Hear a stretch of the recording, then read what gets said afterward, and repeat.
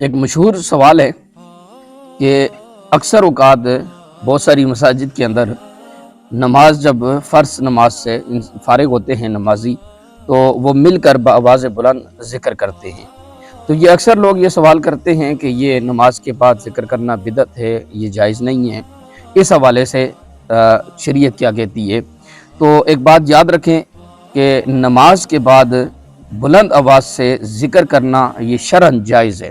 اس میں کوئی ممانعت نہیں ہے اور اس کا ثبوت احادیث سے بھی ملتا ہے۔ البتہ علماء نے جو اس میں احتیاط لکھی ہے وہ اتنی احتیاط لکھی ہے کہ جب آپ ذکر کریں تو اس میں یہ خیال رکھنا چاہیے کہ اتنی بلند آواز میں ذکر نہ ہو کہ سوتے ہوئے جو لوگ ہیں ان کی نیند میں خلل آئے،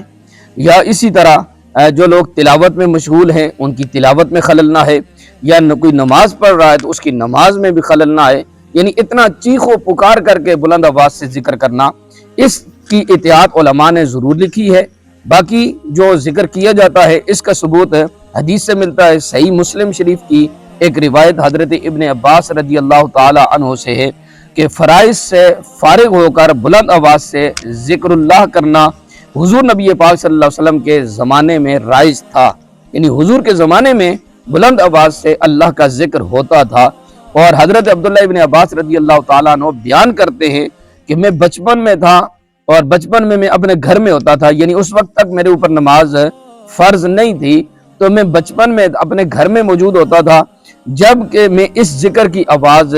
سنتا تھا تو میں جان لیتا تھا کہ لوگ نماز سے فارغ ہو چکے ہیں۔ یہ صحیح مسلم کتاب المساجد کے اندر یہ حدیث مبارکہ موجود ہے۔ اس حدیث سے یہ بات ثابت ہوئی کہ حضرت عبداللہ ابن عباس رضی اللہ عنہ گھر میں ہوتے تھے اور مسجد میں جب نماز سے نمازی فارغ ہوتے حضور نبی پاک صلی اللہ علیہ وسلم کے زمانہ مبارکہ میں تو وہ ذکر کرتے تھے، جب ذکر کرتے تھے تو ان کو گھر میں پتہ چل جاتا تھا کہ اب سرکار دو عالم صلی اللہ علیہ وسلم اور صحابہ نماز سے فارغ ہو چکے ہیں، کہ ذکر سے بندے کو سمجھ آ جاتی تھی، ان کو بھی سمجھ آ جاتی تھی کہ لوگ نماز سے فارغ ہو چکے ہیں۔ لہذا یہ بات حدیث سے ثابت ہے۔ باقی احتیاط وہ ہے جو بتا دی گئی ہے کہ اس احتیاط کے ساتھ ذکر کیا جائے تو شرعاً اس میں کوئی حرج نہیں ہے۔